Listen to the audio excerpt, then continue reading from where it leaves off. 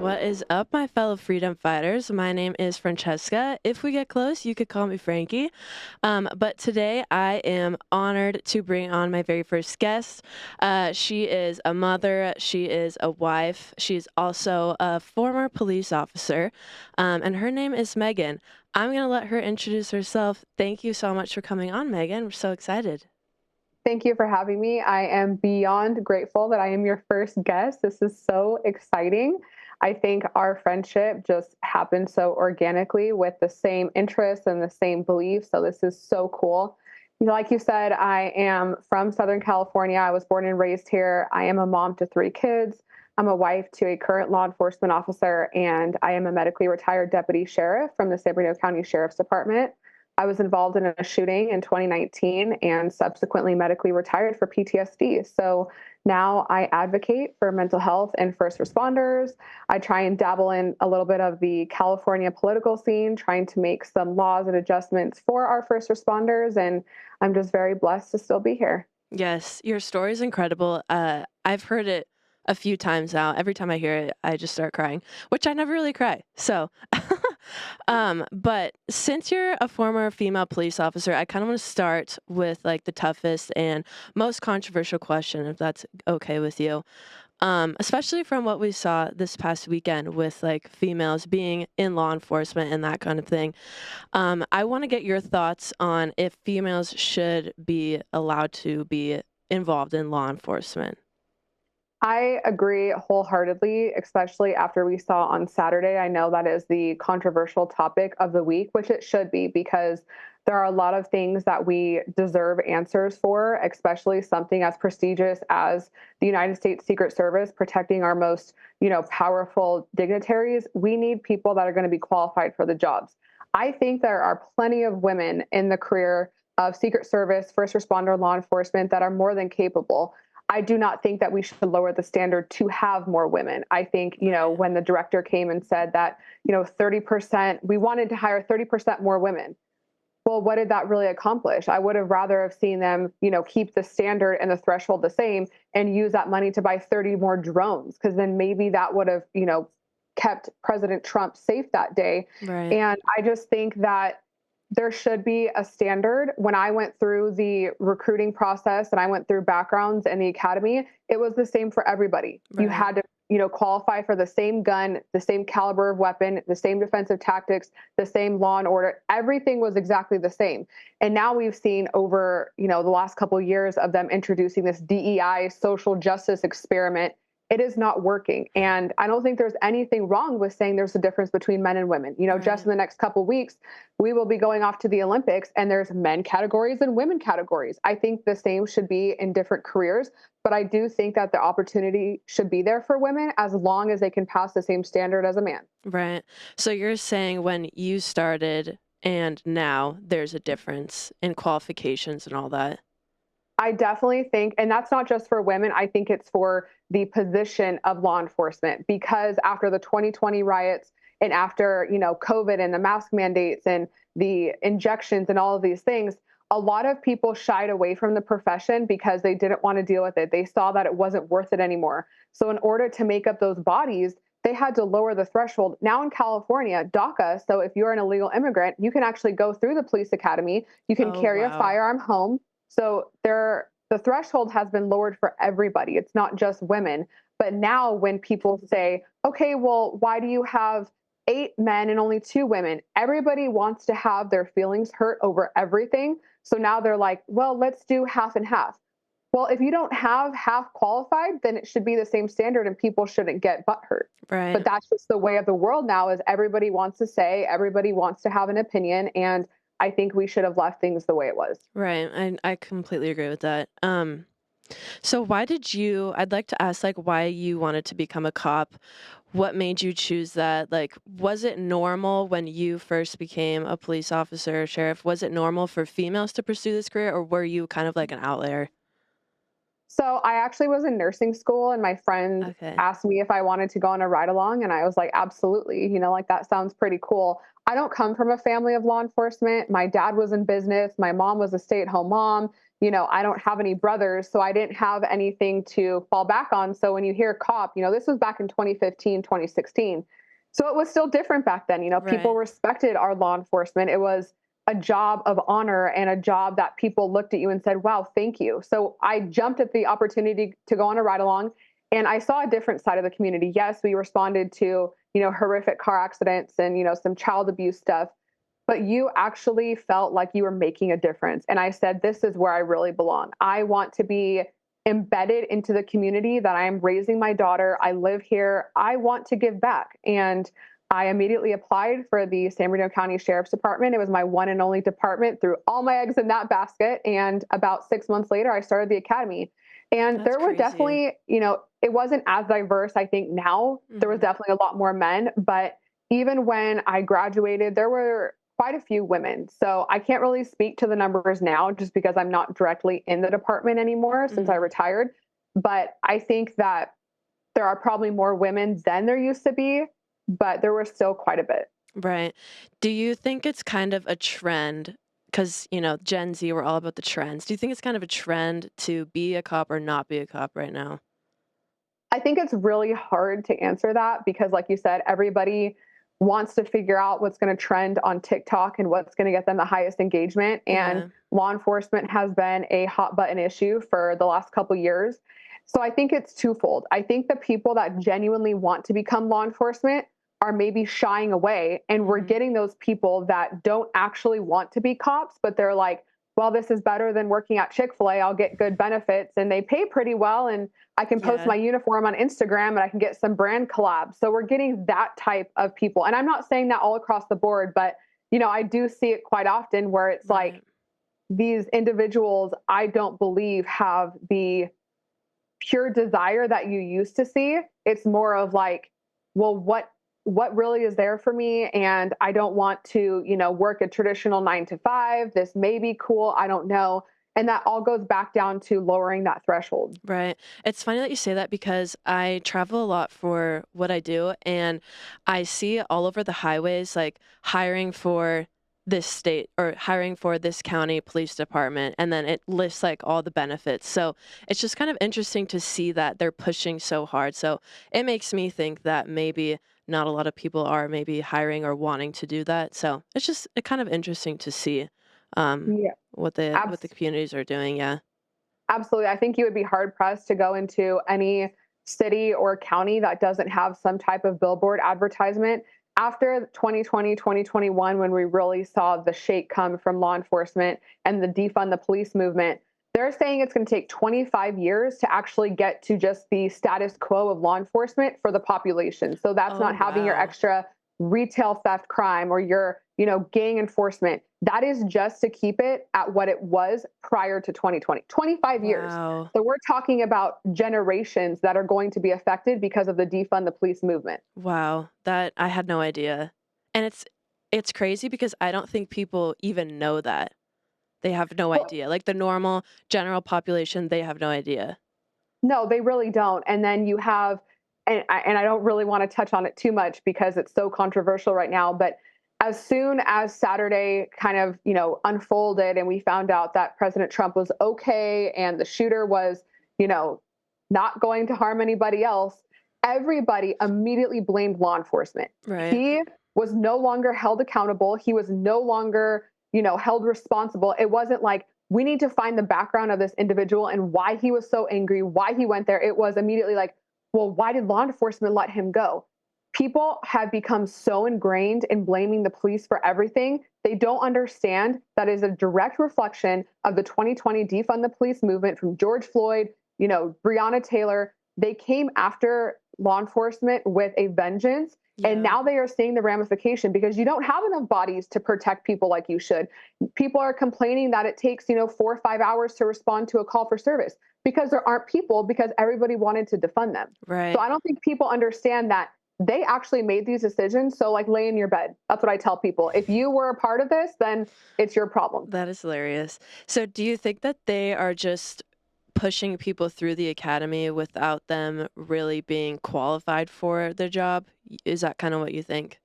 Yeah. I do. And, I'm not directly in backgrounds. I have friends all over the country that are, and I talk to them, quite frequently because what I do, I want to stay in the know. They say if you're detached from, law enforcement, even for a month, you're really behind. So although I'm not active, I want to stay current so I can try and Right. advocate for my people. So I I hear from all over, whether it's California, New York, whether it's Texas, people are going through and becoming police officers that really shouldn't be, whether they're, dropping back in the day, if you smoked marijuana within 10 years, you were immediately disqualified. And Wow. now it's if you smoked methamphetamine within the last 5 years, you're okay. Oh, wow. It's like, so now we're having, and this just happened in my department a couple months ago. We are having people get arrested for drug trafficking, for cocaine, for fentanyl, for, Like being your involved in. fellow, like, your fellow, like, sheriff? Wow. Yes, you can Google it. There was just a guy, he's been on for quite a while, so it's not one of the newer guys, but he was involved in outlaw motorcycle gangs and he was, stealing guns and Oh my stealing gosh. It's kinda drugs. like a TV show. I feel like I've seen this on a show. Yeah, probably It's like Sons of insane. Anarchy or something. Yeah. But That I is definitely crazy. do think that there are people that are going through the process that prior to this hiring crisis would have never made it. So that should worry the public because now you're getting underqualified, underprepared individuals to respond to your 1% worst call of your life. These Right. aren't situations where, not to knock down any profession, but it's not like going to a bank and, cashing a check and it's pretty standard. Right. At any moment's notice, all of our lives could be changed, whether it's a terrorist incident, whether it's, your baby is not breathing, whether it's a car accident. So if you're having individuals that aren't trained, then you are doing yourself a disservice. But it is because we allowed this over the last 4 years. Right. So knowing all of that and, now you're talking about it more and more, what is something that we can do to kind of fix that? I know it's a very vague and loose question, but I don't think there is one really right answer. I think it really starts with, of course, November is going to be probably the most pivotal election definitely in our generation, if yeah. not the establishment of the United States of America.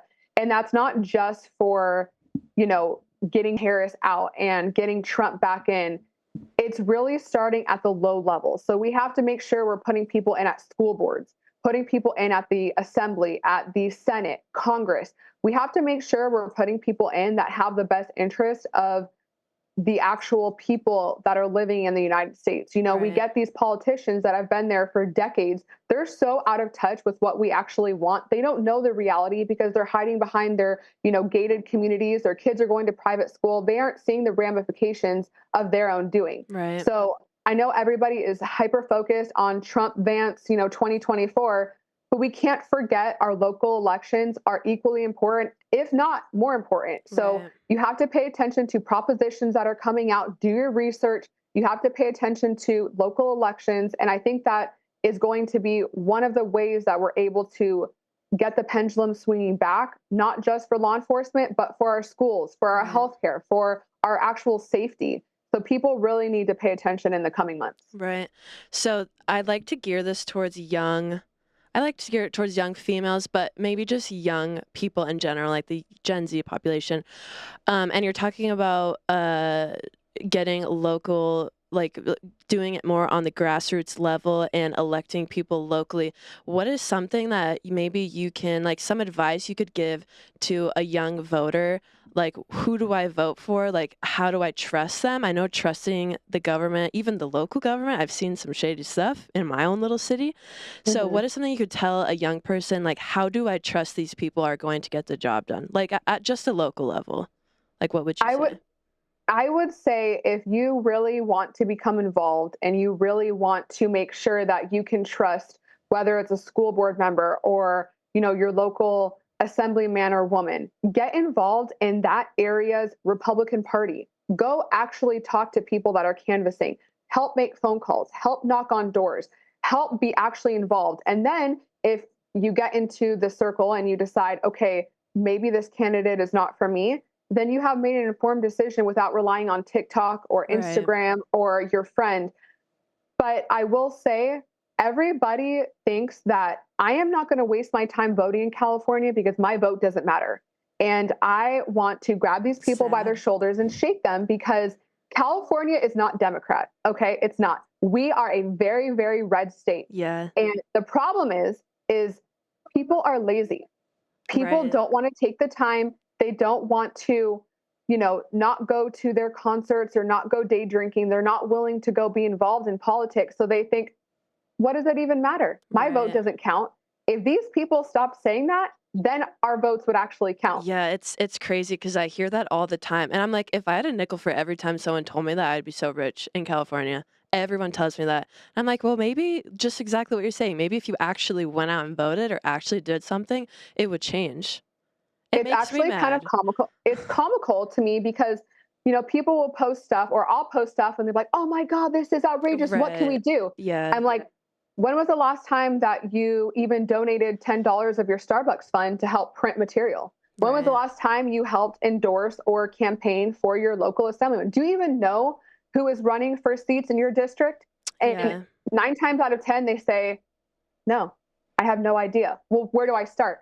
Google, if you live in Orange County Republican Club, Yeah. Orange County this. There's so many ways to get involved outside of this social media tunnel vision that if you really want to be a part of the change, not just for our generation, but for our kids and grandkids, it starts with getting up off the couch, Mhm. put down your Fortnite, put down your phones, and go be involved. Yeah, I just think that's something that's ingrained in this younger, like I'm included in that generation of like the phone and social media. I think they just, it's sad. I have friends and family members that are around the same age as me. They just don't care enough. And I'm just like, when are you going to start caring? Because 10 or so years from now, if we're even still here, that's when it's really going to matter because then we're going to have kids and it's all going to be screwed up just because you didn't care earlier. And maybe if you would Exactly. have not been lazy and cared, it would have been different now. But I find it so hard to like, I don't know what else I could tell them to kind of change it. So what, like with what you do, and I know you've been speaking out a little bit more, what is something you could maybe tell like a young voter to kind of do? I would just tell them, and I have conversations with people every day, and I love it because it's so important. I say, listen, what we are seeing right now, especially in California, is a direct result of something that your parents probably voted for a decade ago, which is California Proposition 47. So Right. we are seeing the ramifications a decade later. Mm-hmm. So put what you know now about whether it's, the recent Assembly Bill 1955, where it's against the law to notify a parent of your child's transition, or it's, prison realignment, or it's the drugs, or it's the child sex trafficking. Put that into a bubble and then blow it up in a decade and even imagine what that would be like 10 years from now. Right. If that bothers you, then you have every opportunity to be a part of the solution. I tell people, if you're not going to be a part of the solution, you are a part of the problem. Yeah. Because if, and there's some people that maybe they don't have the ability to go and actually canvass or door knock. That's fine. Contact your people and say, hey, listen, what can I do? Do you There's need me to always make phone calls? something. Right. Do you need me to, send out DMs? Do you need me to start an email list? I would say if you really want to thrive in California and you want to be comfortable walking your neighborhoods, you want to send your kids to school. And a lot of people in the younger generations, and I was definitely a part of this when I was, 20, 21, 22, I didn't think about what the world would be like for my future kids. Right. Now I'm 31 and I have 3 children and they're actively in the public education system. And it's like, for anybody to sit by and not be bothered by these things is wild. But Right. I have to remember when I was 2021, I didn't care about public education because I wasn't involved. Right. So I think and people can find what really works for them, but I would say at the minimum, you have to be involved. Go help out at the local polls come November 5th. Just try and muster up some type of patriotism to realize that we actually can change, we can make a difference. In this coming election, we have the opportunity to flip 4 seats. Mm-hmm. And 4 seats may not make over the Democratic supermajority, but 4 seats would be enough to make a difference.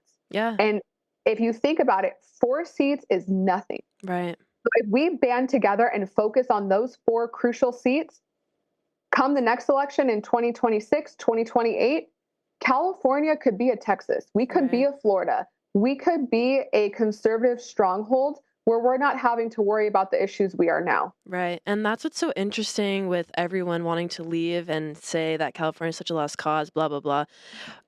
If we would, like what you're doing, focus on the small things, I think it would make a difference. Even if we just made California a purple state, it would make all the difference, honestly.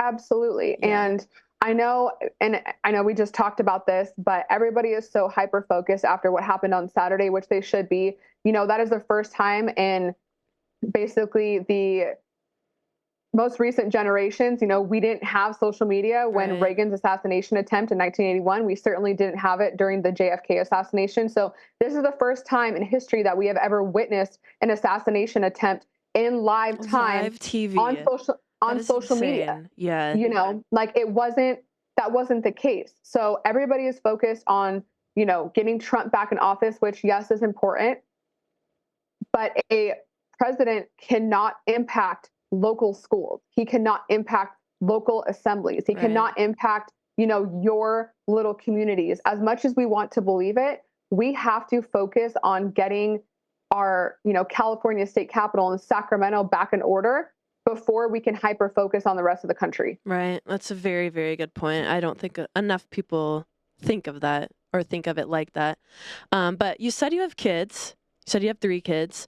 And did you always want to have kids? Was that always like a thought in your mind? I think so. I had my daughter really young. I had her when I was 20 years old, and she'll be 11 in October. So we kind of grew up together, Yeah. and she's my biggest blessing. I adore her. Of course, I'm her mom, but we really went through the trenches together. We went through, I divorced her dad when she was young, and I started from scratch, from nothing. And I built a career in law enforcement to help support the both of us. And she was basically the only person I had besides my boyfriend, who's now my husband. Yeah. But it was me and her when I got into my shooting. Right. And, she's my little ride or die. So I just am so thankful for her. And then now I have 2 little boys. I have a almost 4-year-old and an almost 2-year-old. So That's awesome. it is so hard to be a parent. I, champion all my stay-at-home moms and all my working moms, and it is definitely not for the faint of heart. Sometimes I miss patrol. I'm like, this was so Yeah. much easier. But, I always wanted to be a mom. Yeah. So you kind of did both. You were a mom, a working mom, and you're kind of a stay-at-home mom now, from what I know. So you've done both. Um, I don't want to ask if there's one that you like more than there, because that's not a good question. But when you were a working mom and you were patrolling and all of that, did you get any backlash from like your family or friends or community, especially because you were in law enforcement? So it's not like you just went to, I don't know, Nordstrom and like just worked. You were in like the line of fire. So did you get any backlash from anybody for doing that while having kids? No, my parents were really supportive. They helped me a bunch when I was going through the academy. Those are basically 18, 20-hour days. So it is 6 months long, 5 days a week. So it was really grueling, and they were so supportive. Even when I went out to patrol and I went and worked in the jail, you switch shifts every 3 months. So there was times where I was working graveyard, and I get home just in time for my daughter to wake up, and everybody was very supportive. After my shooting, obviously things changed, and it puts into perspective. We always think that the worst won't happen to us. We Right. have this mindset of like, wow, we see something horrible on the internet, but it's like, thank God that wasn't me. But then when you're in the midst of something like that, you're like, oh my God, that was me. Right. And that really changed my perspective. I am so blessed and thankful to stay home with my kids. My husband works for the department now. So here and there, I get to travel for work and I get to do some work things. But, you know, it's really hard to be in a position of public service and then trying to come home and be a mom, Right. they always say leave work at work. It's not that easy. Yeah, So like how do you I, shut your brain off? Especially with you the things don't. that you see. Yeah. It's, it's hard. There's literally no way. I mean, they say I think you can fake it for a little while, but Yeah. eventually, after saying, they say the average first responder sees 700 critical incidents in his or her career, and the Wow. average, citizen will see maybe 10. So it's really hard to not project at least Right. some type of trauma or fear. Like I remember I never really used to think about where I sat in a restaurant.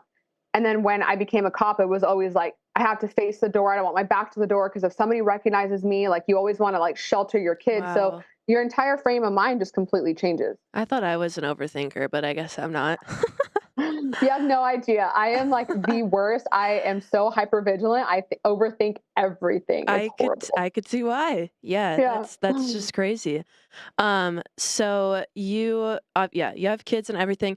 Did you regret like being a mom and doing being a cop? Like, do you regret that time? Would you have rather been a stay-at-home mom like the whole time? I know that's kind of a trend right now is being like a trad wife, stay-at-home mom. But do you regret like your choice on what you did? Not at all. In the middle of my shooting and the aftermath, I felt so much guilt because it really solidified to me that if I would have actually died, my daughter would be without a mom. And, Yeah. I just touched on it, but it's like a lot of times we have this, and it's a problem in law enforcement. We get this, superhero complex where it's like, I have a bulletproof vest on, I have all the tools, I'm invincible, nothing will happen to me. So, not to say like it's ever okay, but it's easy to go about your day and you never get complacent, but you never think like, okay, today's the day where I'm going to die. Right. And so I was so grateful for my time as a police officer. I adored the job. I still miss it.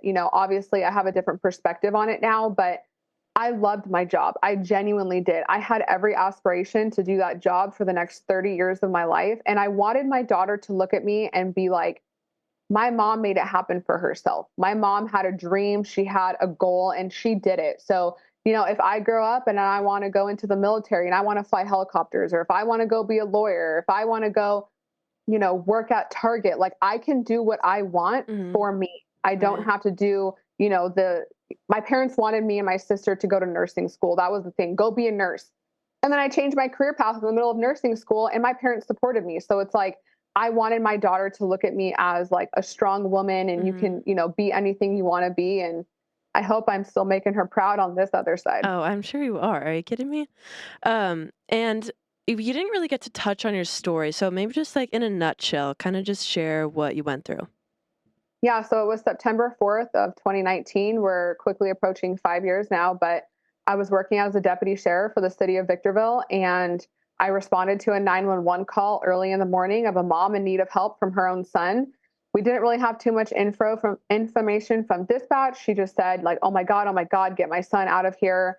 And then the line kind of went dead, so we could hear commotion in the background, but we couldn't make out what was happening or being said. So the sheriff's department rides one-man unit. You typically respond to a lot of calls by yourself. That's just the way Interesting. that we handle things. Mm. And I arrived and I immediately walk up the driveway to make contact, and the front door opens. Out comes the suspect and the mom, and she's holding a knife and on the phone with dispatch. And I, confront the suspect. I realize that he's the one I need to talk to. And about 15, 17 seconds later, he starts fighting with me. And I went through all my tools, all my training, and there was just no way that he was going to de escalate. He wanted to fight and he meant it. He actually told me in the middle of our fight that if we fight, I will kill you. So I Wow. knew that And you're by yourself, right? During this yeah, whole thing. yeah, I was all by myself. So, we fought for about 2.5 minutes and then a neighbor started videoing and I had been punched so many times in the face. I broke my bone right here and I started to lose consciousness. So I told him, I'm going to shoot you. And that enraged him even further. We fell to the ground. I took aim at his head and I missed, and he pinned my arm above me. We started fighting over my gun. He takes it from me. I turn to my hands and knees and I look up at him and he's pointing the gun at my head and he pulls the Oh, trigger. jeez. And divine intervention, the gun had malfunctioned in the ground when we were fighting over it. So it Wow. caught a stovepipe, which means that the round couldn't eject. So without that, I 100% would have been shot in the head and killed. And him clearing the malfunction gave me just enough time to get up and run away. And he shoots at my back as I'm running away. And my partners arrive just in time and they take his attention. He gets into a shootout with them. He's shot about 6 times. He goes to the hospital. I go to the hospital. And then I spend the next couple years waiting for trial. That's insane. And I kind of know a little bit like about what happened after the fact, but just touch just a little bit on going to trial and all that. Yeah, so trial was delayed for COVID reasons, and he decided to plead not guilty by reasons of insanity, which is a whole nother Mhm. legal process. And we ended up going to trial May of 2023. And based on this crazy California law, Assembly Bill 3070, which allows jurors to be biased against law enforcement, and That's defense insane. attorneys or prosecutors can no longer remove them. So I had 5 out of 12 jurors that had this explicit bias towards me being a cop, and they acquitted him. So despite it being caught on video, despite 2 confessions, eyewitness statements, mom's confession, belt recording, at the time we didn't have body worn cameras, but it was a slam dunk case, and the jury still found him not guilty, and he was freed the next day. Wow, and he's still alive and well out Yep, on the street. he's That's just he's out there crazy. somewhere. That's crazy. So I know that mental health is kind of a huge part of your story as well. And maybe just something to touch on too. Do sheriff cops, do they, or law enforcement, do they receive like any sort of materials or access to like help when it comes to mental health, or when something like this happens, like do you receive anything, any sort of help? Yeah, so immediately, after a shooting, they call it a officer involved shooting, an OIS. You go back to the station, and the department gives you 3 days off. So during that time, you Three meet days with off? That's it? three, yeah, you get 3 days. Oh my. Yeah, so then you meet with what's called the counseling team, which is what our department used. But basically, you meet with a psychologist, and they clear you fit for duty. So if you still need more time, the department will give you more time. You have to be cleared by the psychologist before you can go back. And then there's other, back in 2019, they didn't have this as many resources as they do now. The department's really revamped their mental health system and care, but there's more treatment and availability now opposed to when I was in the middle of the shooting. But I met with a psychologist, and I definitely was not cleared fit for duty. So I went through the process of bouncing around to different trauma therapists, and Mhm. I did EMDR, which is, the eye movement desensitization, to Mhm. try and fix my brain. And I was on prescription pills and all of these things. So there's definitely help. I wish it was a little bit more fine tuned to caring about the officers' mental health opposed to getting them back to the job, but that's another conversation. Right, that's a whole other thing. Yeah. Um, I hate to end on something so heavy, but I do have just one more question for you. If you had, especially because it's an election year, if you had just like 5 minutes with a first time female voter, because I like to gear it towards the females, what would you want to tell her? I would tell her that it may seem like you as an individual don't make a difference, but you have to remember that a lot of these elections are won by very thin margins. So Right. your vote matters. You have to really dig deep and say, what matters to me? Mm-hmm. Is it, the abortion issue? Is it public education? Is it being, public safety and being able to take your kids to the park?